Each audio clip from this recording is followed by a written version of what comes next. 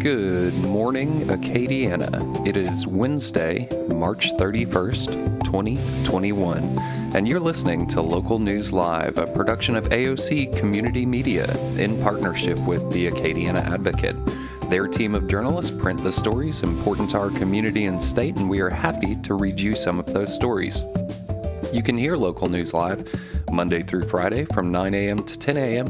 on AOC 1, the AOC Community Media channel on YouTube, and on Cypress Street Radio at aocinc.org/CS Radio.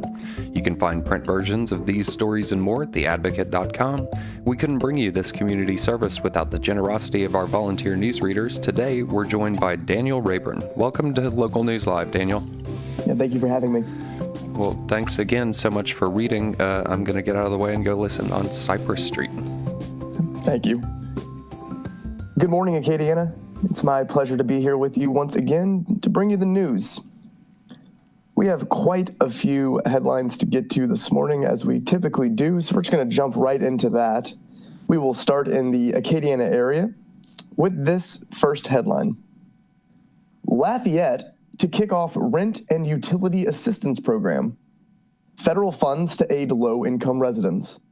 This is written by Ben Myers. Lafayette Consolidated Government is set to kick off its stimulus-funded emergency rent and utility assistance program after spending more than a month ironing out the details. As of April 1st, low-income renters who can demonstrate COVID-19 related financial impact will be eligible to receive up to 12 months of overdue rent and utility payments, and as many as 3 months of future payments. Eligibility is restricted to applicants whose annual income does not exceed 80% of the Lafayette Parish median, which would mean an income cap of $36,550 for individuals or $52,150 for four-person households, according to 2020 figures. Officials did not specify exact salary maximums when announcing the program on Tuesday. Assistance is available to anyone who lives in Lafayette Parish, including in the municipalities other than Lafayette. Payments will be made directly to landlords and utility companies. Rent payments are limited to fair market rent values in Lafayette, as determined by the federal government, but participating landlords must agree to forgive amounts beyond those rates. The fair market values in Lafayette are $634 per month for a studio, $790 for a one-bedroom, $901 per month for a two-bedroom, $1,200 per month for a three-bedroom, and $1,363 for four bedrooms. Participating landlords also must agree to forgive late fees, penalties, interest, and other costs, and to not evict tenants for up to 90 days after assistance expires. That does not include evictions for damage or lease violations not related to rental payments. Lafayette Parish Mayor President Josh Guillory said Tuesday it is not clear what will happen if landlords refuse to participate after tenants are approved. Quote, "I would encourage landlords to participate in this program and find relief for your tenants. Everybody wins with this approach," Guillory said.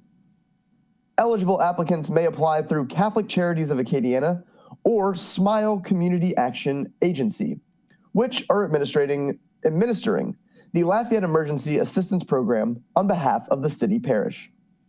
The city parish received $7.3 million for rental and utility assistance from the coronavirus relief package Congress passed in December. There is no target for the number of people that might help or for splitting the money between rent and utility payments. Quote, "It's hard to determine how many people need rental assistance, how many people need utilities," said Hollis Conway, City Parish Director of Community Development and Recreation. "We can't afford to wait to start any program when the need is so great. You start the program, you get the data, you make the adjustments you need to help people, as many as you can." Though not a perfect needs comparison, rental assistance calls to the 211 social service referral line outnumbered those for utility payments more than 2-to-1 in the first quarter of this year, according to data provided by 232 Help, the organization that operates the line. Smile already provides more than $1 million in utility assistance through the state's low-income home energy assistance program, and the Lafayette utility system runs its own assistance program. The Smile executive director, Craig Matthews, said the existing funding for utilities will be used first when possible. Quote, our objective collectively is to route recipients to the Low-Income Home Energy Assistance Program first, so that the bulk of the new stimulus funds can be reserved for rental assistance.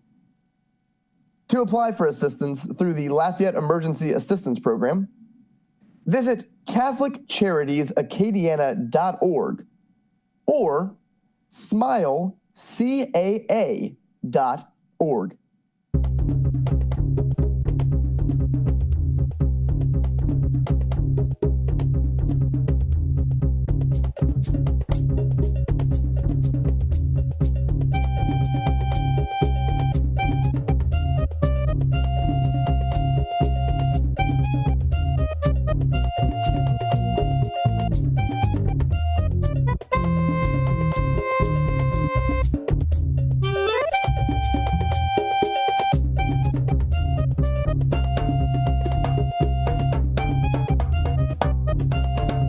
And now, we'll move on to our next headline, which reads, Ex-officials say deconsolidation won't solve money problems. And this is written by Claire Taylor. Two men who served on past Lafayette Parish Charter Commissions said splitting the city and parish governments won't solve the primary reason they were consolidated. The parish government is broke. Ed Abel, who chaired the charter commission that led to a 1992 vote to consolidate, along with Don Back and George Lewis, who served on a 2011 charter commission, and former parish councilman Lynn Guidry, provided historical perspectives on consolidation and options on the success of consolidation to Protect the City Committee on Tuesday. The committee was appointed by the Lafayette City Council to address at least 14 questions centered on whether consolidation has been good for the city and its residents. The committee is to present its findings to the council, which may then appoint a home rule charter commission to consider amending the charter or deconsolidation. A main reason for consolidating Lafayette city and parish governments was because the parish government didn't have enough money to operate, Abel said. Consolidating was supposed to eliminate some cost by eliminating duplicate positions. The Charter Commission's hope, he said, was for the consolidated government to function properly and gain credibility with voters who would pass taxes to equalize the parish, eliminating the country versus city outlook that still exists. Deconsolidation won't cure the parish's financial shortfall, he said. If Lafayette couldn't afford two governments in 1992, and with the growth of municipalities in the parish to the detriment of unincorporated areas, Abel said, quote, it concerns me that we end up in the same spot we were trying to fix in 1992. Back opposed the 2011 Charter Commission's ballot initiative to deconsolidate, which voters rejected. One thing the Protect the City Committee and any further charter commissions should consider, he said, is what is the cost of government? City tax dollars cannot be spent in the parish, Back said, although some city leaders believe that's happening because of an ever-changing cost allocation formula that determines, in part, how much of the cost of operating Lafayette consolidated government is paid with city tax dollars versus parish tax dollars. The problem will persist, he said, as long as the parish doesn't have enough money. Bach said he believes the charter can be amended to fix problems instead of deconsolidating, and it may take passage of property taxes to infuse the parish with revenue it needs. Quote, I have opposed consolidation from day one, Lewis said, who chaired the 2011 Charter Commission and told the committee. The parish needs money without a doubt, Lewis said. He advised the Protect the City Committee to study the cost allocation formulas and suggested other municipalities in the parish, besides just Lafayette, should contribute more to the cost of running parish government. Quote, I can't say that I saw any great benefit to the city of Lafayette from consolidation, added Lewis, a certified public accountant who at the time audited the Lafayette Consolidated Government's books. Guidry, who was on the parish council that voted to bring consolidation to the voters in 1992, said consolidation saved some money through efficiency and the elimination of some duplicated positions via attrition. The Protect the City Committee should think about whether the problem is that the parish doesn't have the money to pay for state mandates like the parish jail and courthouse, Guidry said, or the way the city parish leaders are interpreting the charter. Quote, If you went back and deconsolidated, I don't know how you're going to put parish government back together again, Guidry said. It's harder than Humpty Dumpty. Committee member Mark Pope, who worked for years with the Lafayette Consolidated Government, said the committee has to study the cost allocations used since consolidation, starting with the first city parish president, Walter Como. Quote, is city money being spent in the parish? I kind of have my doubts, Pope said. He later added, I need concrete proof in front of me with budget documents that show city money is being spent in the parish. The next Protect the City Committee meeting is April 13th.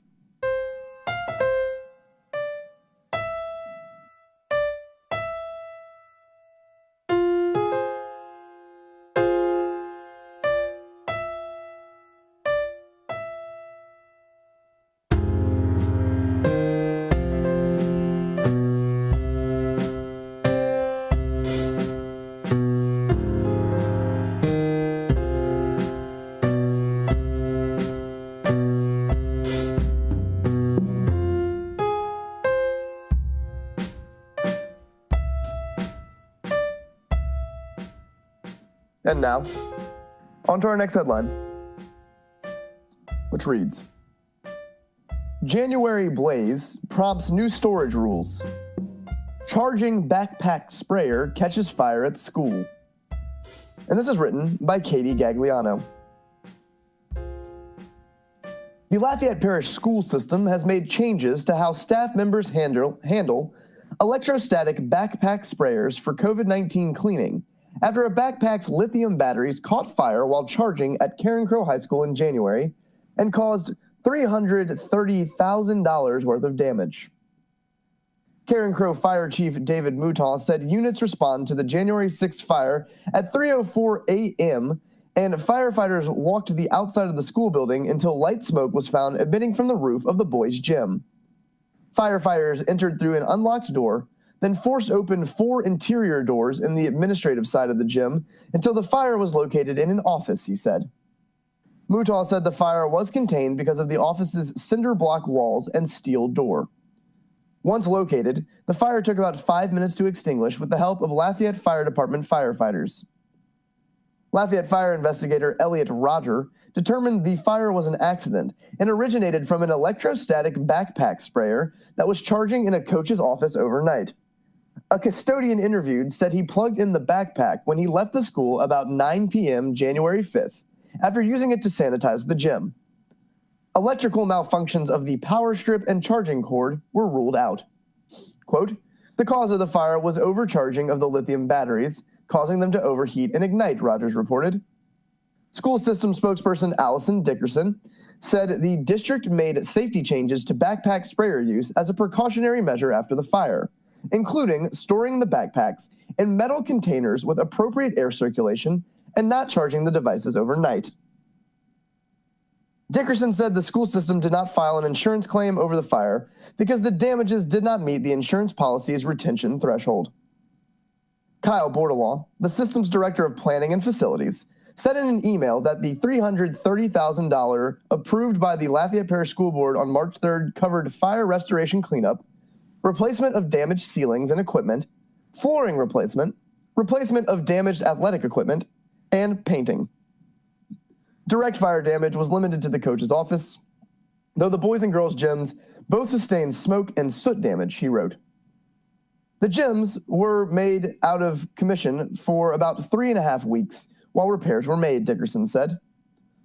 All areas affected by the fire have been restored to their original condition, and, quote, the building looks like it did before the fire, Bordelon said.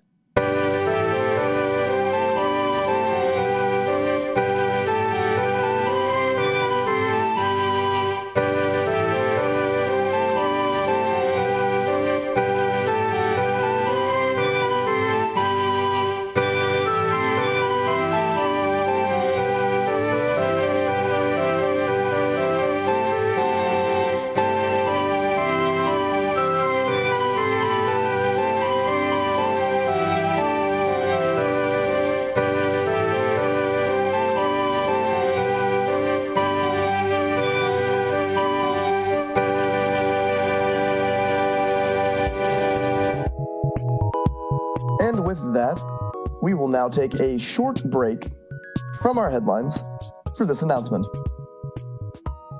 Reach a larger audience. Speak to your local community. Express your uncensored opinion on our hashtag free speech platform. Just a few of the many reasons to join AOC. Amplify your voice on our channels. Go to aocinc.org/submit. Need access to tools and equipment? Go to aocinc.org/join. You can also tag us when you share your programs on social media, and we'll help amplify your message by sharing on our platforms, which include at AOC Community Media on Facebook, at AOC in LFT on Twitter, and at AOC Community Media on Instagram. You can find it all at aocinc.org.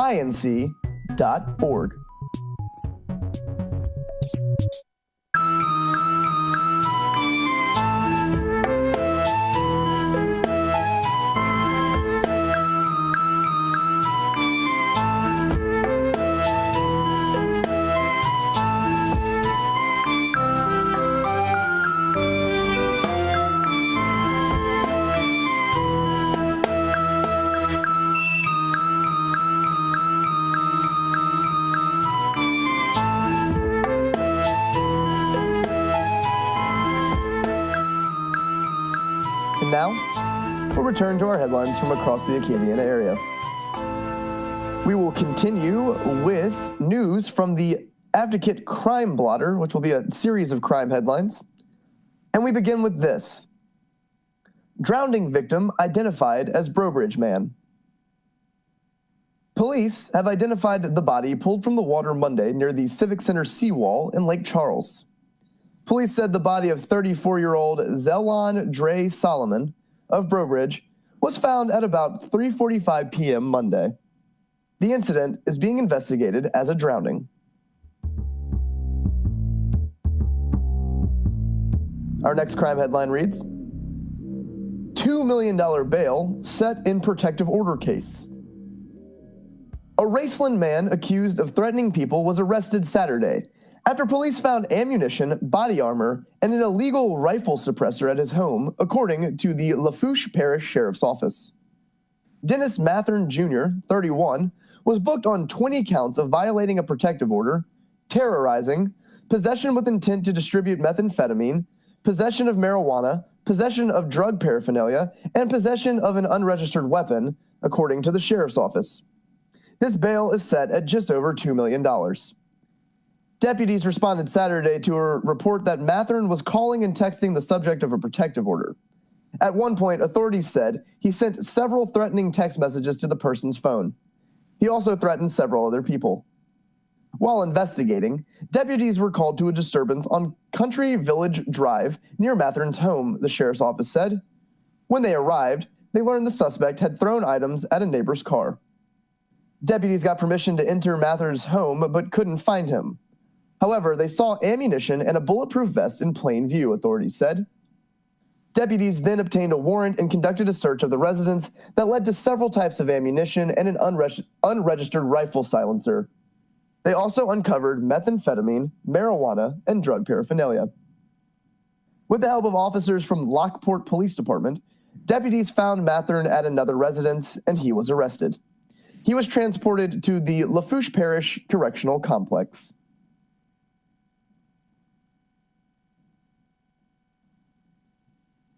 Our next crime headline reads, Man accused of abandoning infant. A Lafourche Parish judge has set bail at $4 million for a man accused of stranding a woman and her infant on February 25th in Raceland. Dylan Terrebonne, 27, of Cutoff, is facing 33 criminal charges, according to the Lafourche Parish District Attorney's Office, including kidnapping, aggravated assault with a firearm, domestic abuse battery against a pregnant woman, and violation of protective orders. Deputies received a call at about 4:15 p.m. on February 25th from a resident who stopped to help a woman and a baby who were stranded along US 90 in Raceland, according to the Lafourche Parish Sheriff's Office. Deputies later learned that the woman and her infant had been riding with Terrebonne while he drove her SUV. After an argument broke out, Terrebonne stopped the SUV, got out and walked to the passenger side and began striking the woman in the head and strangling her, police said. The victim managed to free herself and escape the vehicle. Terrebonne then entered the vehicle and began driving. Before leaving the scene, however, he stopped and removed an infant carrier car seat from the vehicle, placed it on the side of the highway, and continued driving westbound, police said. A passing motorist rescued the 2-month-old, and deputies took the mother and child to a safe location. Terrebonne was arrested later that day in Vermilion Parish by Abbeville police officers and was transferred to the Lafourche Parish Jail. Terrebonne appeared in court Friday after prosecutors filed a motion to increase his bail. Judge Hugh LaRose granted the motion and increased Terrebonne's bail to $4,127,000. Quote, considering the reckless and violent nature of his crimes, along with the high number of violations he continues to amass, we felt the defendant clearly displayed a blatant disregard for the law and continues to be a danger to others, said Assistant District Attorney Ali Fournette, who is prosecuting the case. Quote, we are happy the judge agreed and increased the bond as he did. And now for our final crime headline, which reads, Several injured in SUV and school bus crash.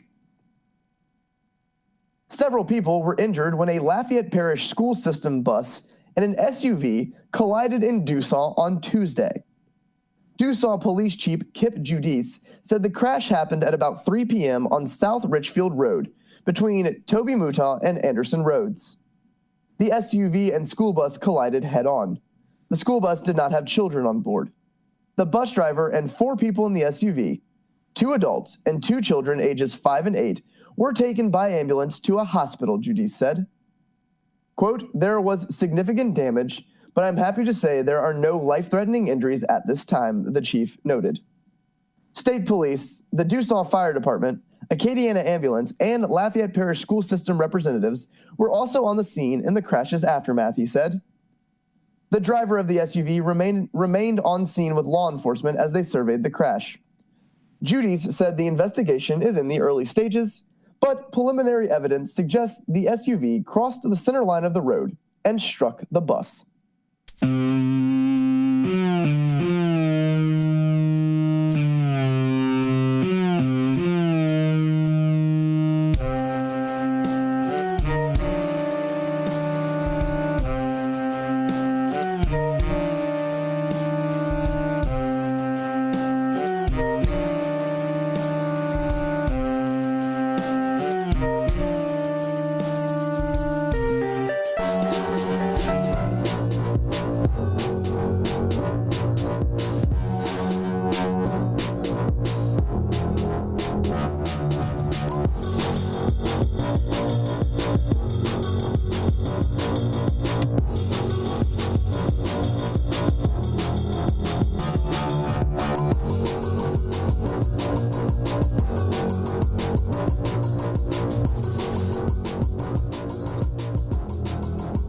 We will now take another break from our headlines, this time to bring you the Today in History, our famous birthdays, and the daily horoscope. We'll begin with Today in History, which is brought to us by the Associated Press. Today is Wednesday, March 31st, the 90th day of 2021. There are 275 days left in the year. Today's highlight in history is, on March 31st, 1931, Notre Dame college football coach Knute Rockne, 43, was killed in the crash of a TWA plane in Kansas. On this date, also, in 1814, Paris was occupied by a coalition of Russian, Prussian, and Austrian forces. The surrender of the French capital forced the abdication of Emperor Napoleon. In 1917, the United States took formal possession of the Virgin Islands from Denmark. In 1933, Franklin Delano Roosevelt signed the Emergency Conservation Work Act, which created the Civilian Conservation Corps. In 1943, Oklahoma, the first musical play by Richard Rodgers and Oscar Hammerstein, opened on Broadway. In 1968, At the conclusion of a nationally broadcast address on Vietnam, President Lyndon Johnson stunned listeners by declaring, quote, "I shall not seek and I will not accept the nomination of my party for another term as your president."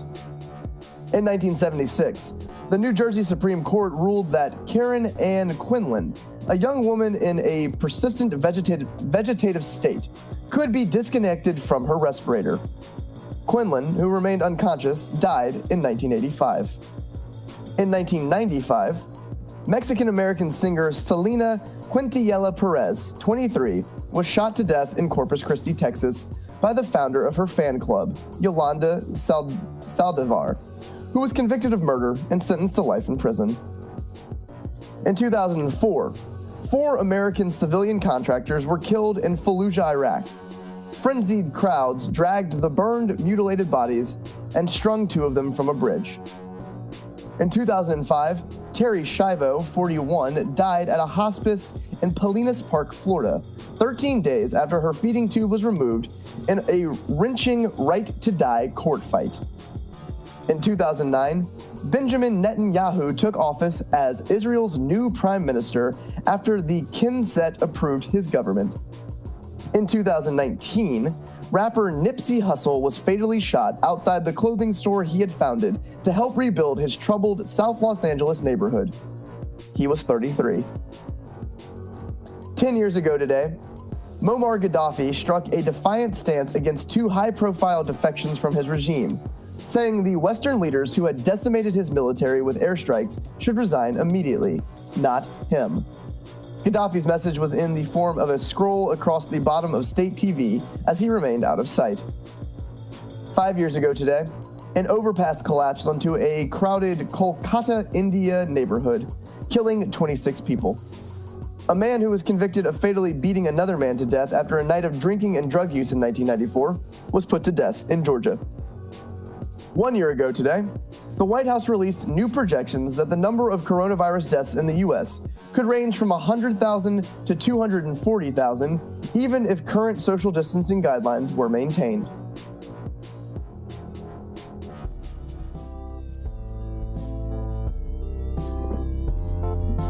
Now we'll shift to today's famous birthdays.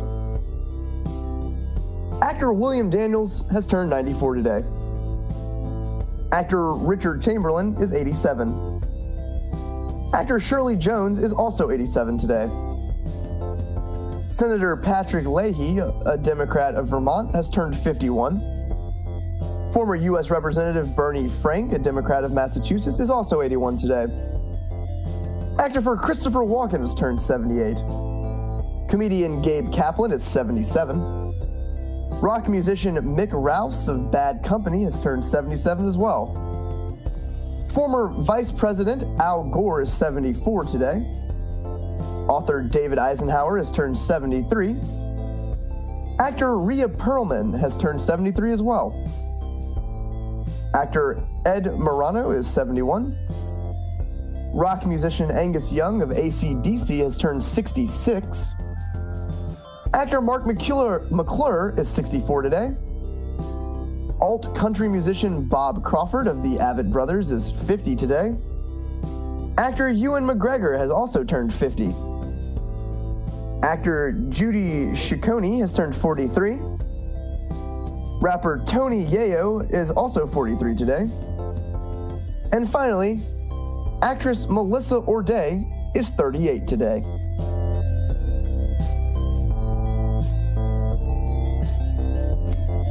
With that, we now shift to our daily horoscope. We'll begin with Aries, which is birthdays of March 21st to April 19th. Take care of legal, financial, and health matters. Obsessing over something you cannot change won't help you move forward. Assess your position and release yourself from negative things. For Taurus, dig into your psyche and you'll discover something meaningful. How you use your time and structure your interactions with others will help you achieve peace of mind and a positive attitude. For Gemini, which is birthdates of May 21st to June 20th, evaluate what you can do to help a situation. Don't be gullible. Verify the facts and offer only what's necessary. Use any opportunity that comes along to advance. Talk to someone who can help you. For Cancer, which is birthdays of June 21st to July 22nd, do something constructive. A creative project or time spent with people who offer mental stimulation will spark an intriguing idea. For Leo, which is birthdays of July 23rd to August 22nd, plan every move you make. Spontaneity will have its limitations. It's best to prepare for whatever you set out to do today if you want to make sure everything runs smoothly. For Virgo, which is birthdays of August 23rd to September 22nd, an unexpected change will turn out better than anticipated. Spend time with someone who encourages you to be yourself and follow your dream. Push negativity away and go with the flow. For Libra, which is birthdays of September 23rd to October 23rd, don't overspend or make unrealistic promises. Put your heart into something that will expand your minor skills. Taking on a new challenge will open up a host of opportunities. For Scorpio, which is birthdays of October 24th to November 22nd, keep your life simple, moderate, and within your budget. Focus on achievements and changes that will ensure that you get to live your life your way. Set goals and make solid plans. For Sagittarius, which is birthdays of November 23rd to December 21st, pay more attention to physical tasks and less to conversations with people who don't see things your way. Choose your battles wisely to avoid interference. For Capricorn, which is birthdays of December 22nd to January 19th, dig in and get things done. Taking charge will put you in the spotlight and help you get ahead. A change you make at home will encourage you to strive for perfection. For Aquarius, which is January 20th to February 19th birthdays, uncertainty will set in if you are subject to someone indecisive or emotionally unstable. Concentrate on things you can achieve. Move things around at home to enable the highest level of productivity. And finally, for Pisces, which is birthdays of February 20th to March 20th. Explore your options to find a good investment. Refuse to let anyone push you in a direction you don't want to go. Do what works for you, and you'll encounter people who share your sentiments.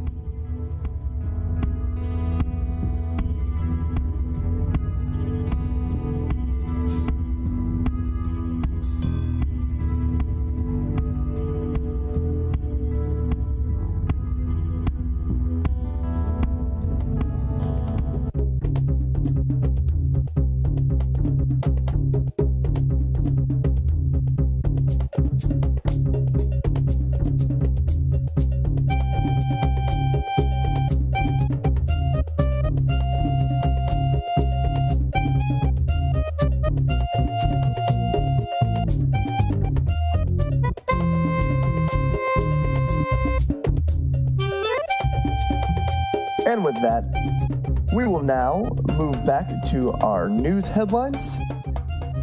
This time, taking a step away from the Acadiana area and broadening our scope out to stories from across the state of Louisiana. We'll begin with this. Louisiana keeps mask mandate, but capacity limits lifted.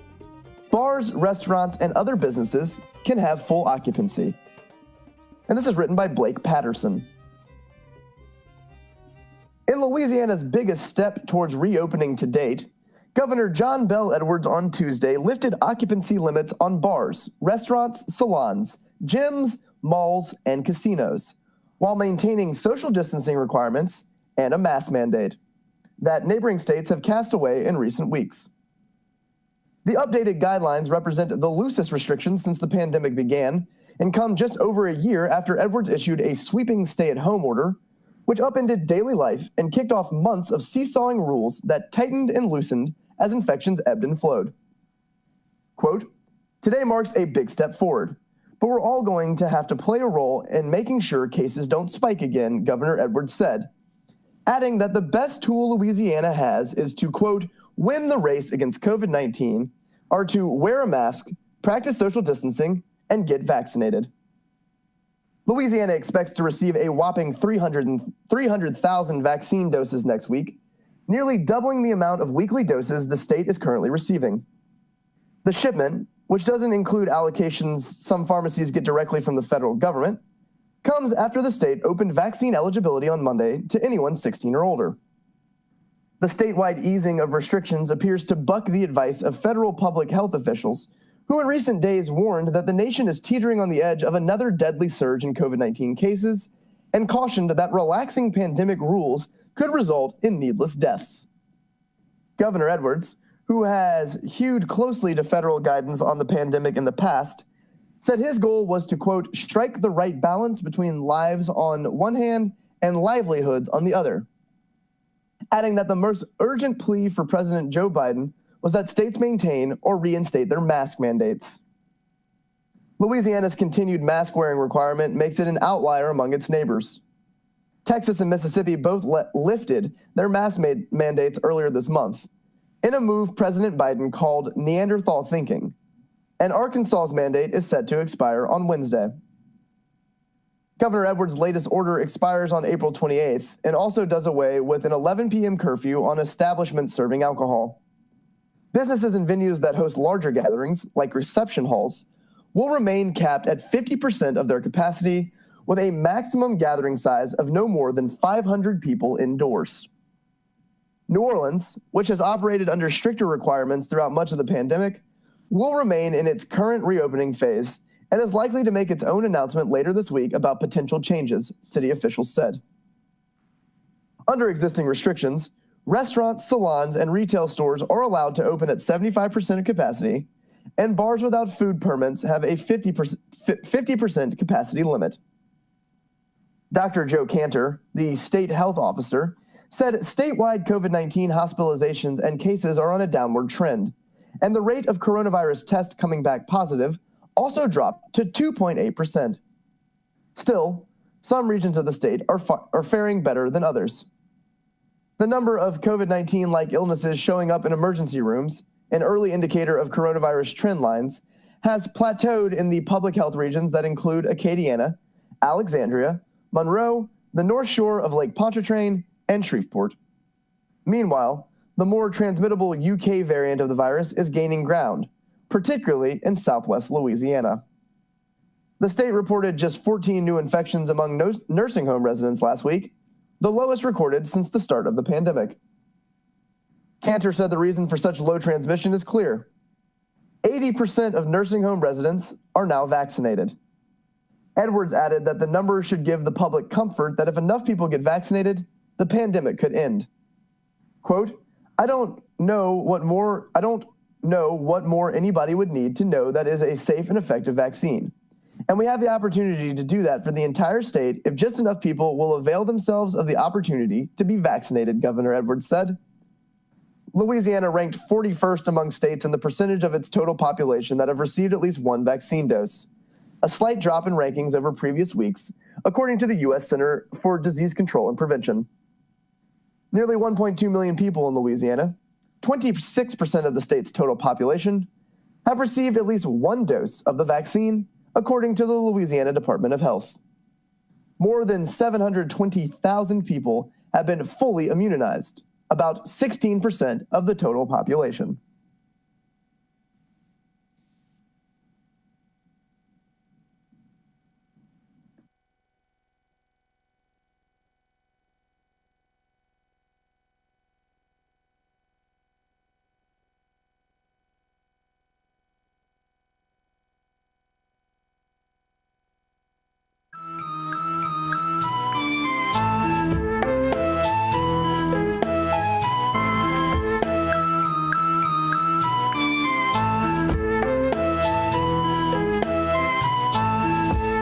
And now, our next state headline, which reads, Doctors fear coming spike in heart problems.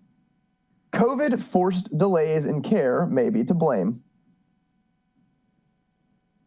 When the coronavirus struck Louisiana last year, doctors and emergency medical workers noticed a peculiar and worrisome trend. They were seeing far fewer people suffering from heart attacks, strokes, and other serious problems. It didn't take long for them to realize that an untold number of people were likely suffering from various emergency medical problems silently and at home, because so many of them were leery of stepping foot in a hospital or ambulance amid a broadening pandemic. Months later, doctors say they're starting to see the beginning of these consequences, as some hospitals have seen an uptick in patients who opted to forgo treatment for heart problems in the past months. Quote, with the long-term effects of this pandemic, we're just beginning to break the ice on that, said Dr. Johnny Jones, who heads emergency medicine at Baton Rouge General Medical Center. The hospital saw some 65 patients with congestive heart failure in January, a 50% rise from the past years. A number of those patients acknowledged that they had put off going in until their symptoms were too serious to ignore, Jones said. Congestive heart failure is a condition when the heart muscle weakens to the point that it cannot pump as much blood as it should. It can be managed and treated, but is often permanent. In a study conducted last summer among 15 Louisiana hospitals, nearly a dozen facilities reported admission decreases in stroke centers by as much as 20 to 60% of their regular volume. Also, roughly 1/4 of patients refused an ambulance ride to a hospital at times last spring and summer from Acadian ambulance service, even after emergency workers told them they had likely suffered a heart attack or stroke that could be treated only at a hospital, according to the ambulance service. Doctors have voiced worries about the serious and potentially long-term health effects of untreated heart problems, saying it can lead to more complicated, higher-risk procedures and irreparable damage in some cases. Though Ochsner Medical Center in Baton Rouge hasn't experienced the same influx of patients as Baton Rouge General recently, the facility saw a similar decline in the number of heart attack and stroke patients who came in last spring. During the first quarter of 2020, the hospital saw only 3 heart attack patients and about 30 patients who came in to be tested for potential heart problems, which is significantly lower than usual. Quote, I think what makes sense is that a lot of patients were starting to notice the effect of COVID, said Dr. Bahij Kari, who heads Ochsner's catheterization lab in Baton Rouge. Quote, a lot of people were afraid to get exposed, and a lot of them went by the wayside. Reassuring a nervous public that hospitals and ambulances were safe, vexed medical workers for months, even after they took considerable steps to isolate COVID patients and create designated areas for emergency care. Heart disease is among the top killers in Louisiana, second only to cancer, according to the U.S. Centers for Disease Control and Prevention. And because a large share of the state's population is overweight or obese, many more people are at risk of underlying illnesses that make heart problems more likely. In recent months, emergency medical providers haven't seen the same number of people refusing to go to the hospital as they encountered last spring and summer, even as hospitals across the Baton Rouge region saw their highest influx of COVID-19 patients. Quote, unfortunately, we have a high population of congested heart failure in this area anyway because of all the other comorbidities we live with in this part of the country, Jones said. When you throw in ignored symptoms on top of that, it exponentially speeds things up. Had it not been for an increase in the use of virtual visits and checkups, Curry said the trend of people forgoing treatment could have been much worse. Secondary effects from the coronavirus itself could also be a factor in more patients having heart problems because an unknown number of people may have contracted COVID-19 but never gotten sick. Health experts had initially believed COVID-19 to largely affect the lungs, but a growing number of evidence suggests the illness can impact the heart, kidneys, and other vital organs. The full impact of the virus and illnesses it causes may not be known for some time, doctors say. For people who may have put off seeking treatment for a potential heart attack or even skipped a regular checkup, Jones said that they should schedule an appointment as soon as possible. Quote, if you get ahead of it, even with congested heart failure, it's kind of damage done. But if you don't manage that appropriately, it's more damage down the line, Jones said. It's better to get ahead of it.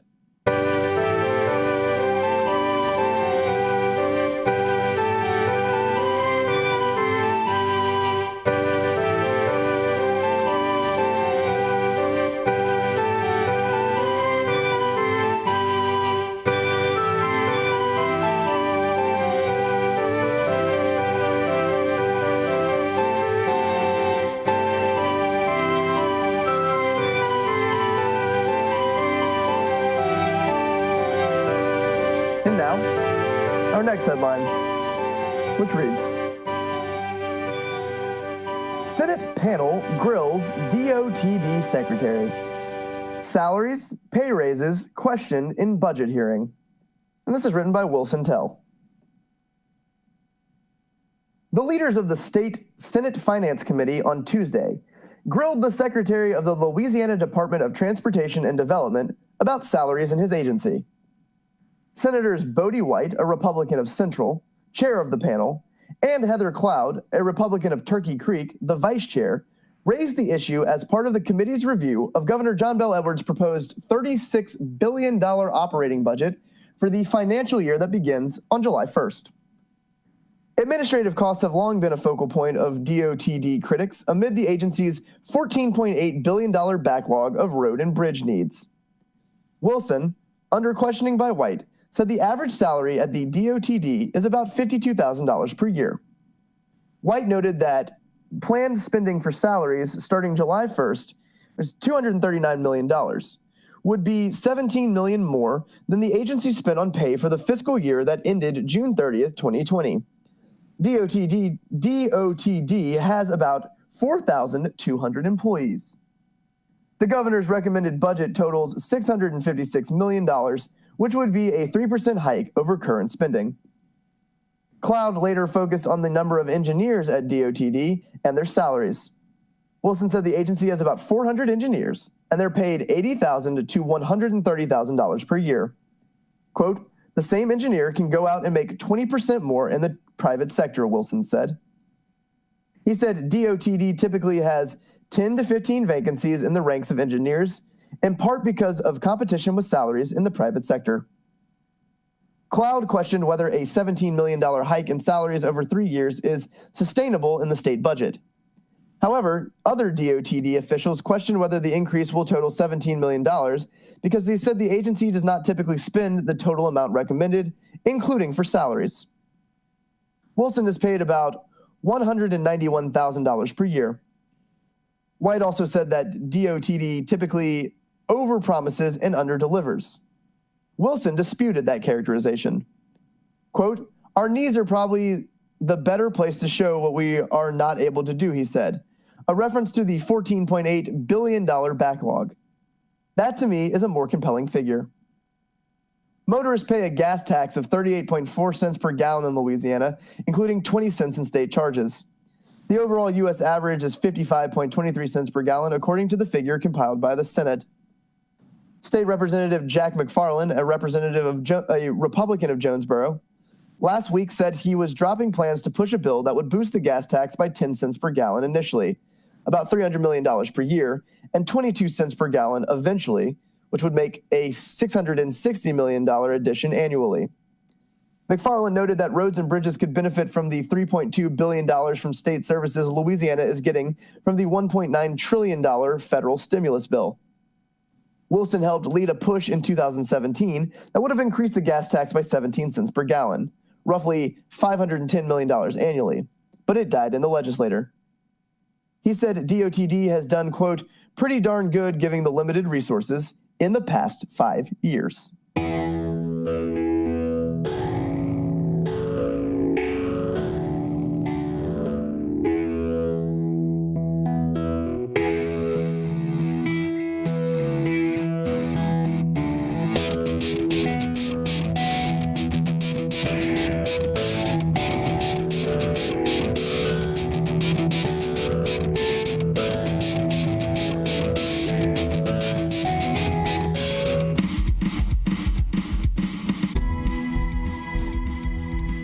And with that, we will now move to our final headline of the morning, which comes to us from the world of sports.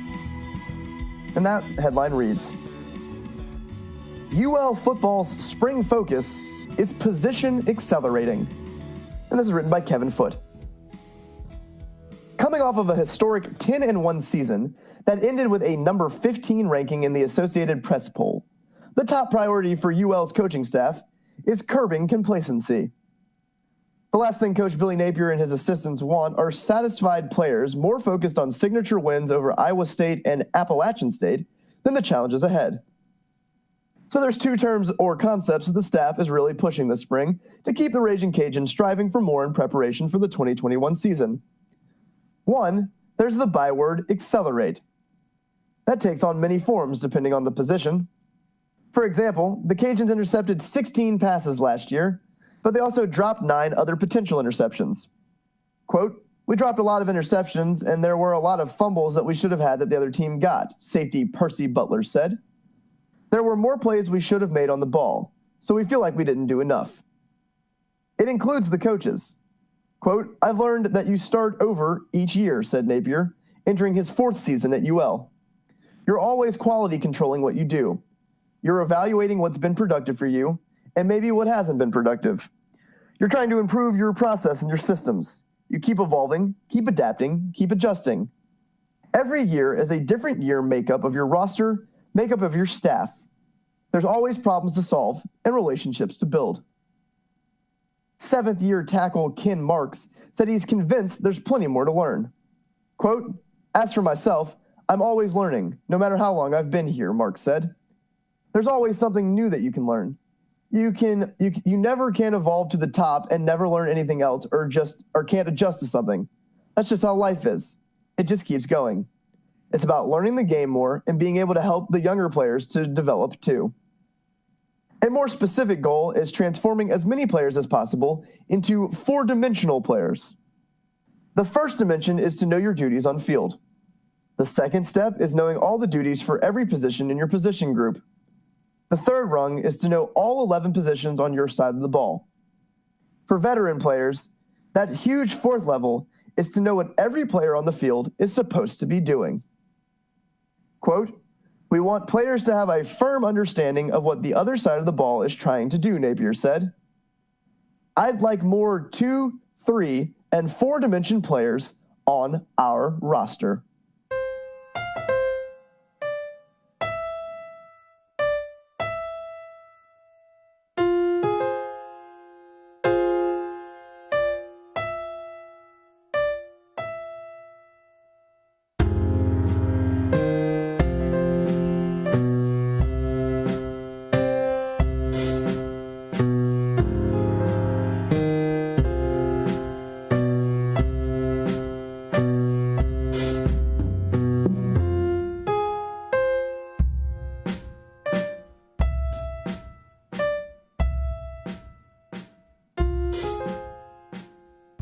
Before we close today's program, we will take a look at the funerals today in the Acadiana area.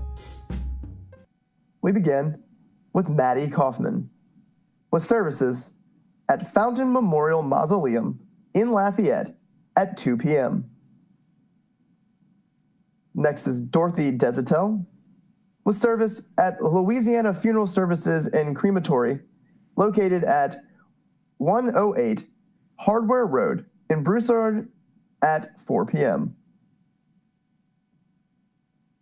We have Elme Duga with services at the Duyaw Funeral Home Chapel in Church Point at 1 p.m. There is Lee Fowler with services at Holy Family Mausoleum at 10 a.m.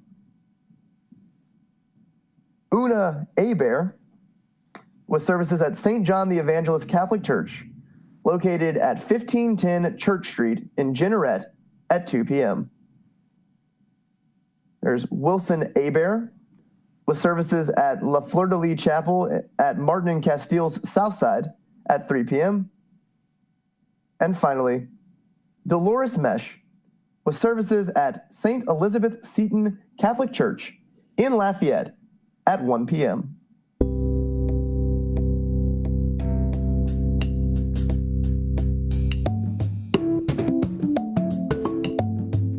And with that, this has been Local News Live for March 31st, 2021. And I've been your reader, Daniel Rayburn. Join us at 9 a.m. Monday through Friday on AOC 1, Cypress Street Radio, or the AOC Community Media channel on YouTube. You can read these stories and more at theadvocate.com and find out how to volunteer and more at aocinc.org. Thank you very much for joining us today. I hope that you will join us again tomorrow. And have a great day, Acadiana.